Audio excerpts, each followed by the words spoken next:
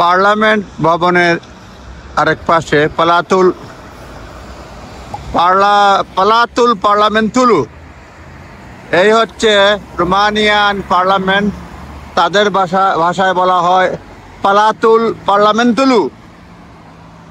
পার্লামেন্তুলু। এটা মানিক মিয়া এভিনিউর মতো ঢাকার অনেক বড় রাস্তা, লাইট রয়েছে, একটু পরে জ্বলবে।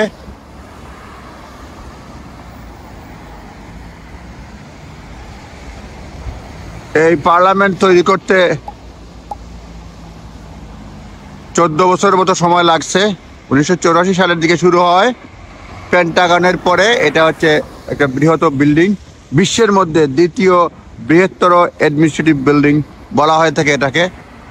20,000 শ্রমিক কাজ করেছে প্রায় 14 বছর, আর 13 বছরের বেশি আর কি, আর 700 শ্রমিক কাজ করেছে এটা তৈরি করতে। নিকোলাস চাচেস্কুর নেতৃত্বে এটা হয়েছে আর কি, ইনিশিয়েটিভ নেওয়ার পরে এটা হয়েছে। এই হচ্ছে এই পার্লামেন্ট বিল্ডিং। ধন্যবাদ।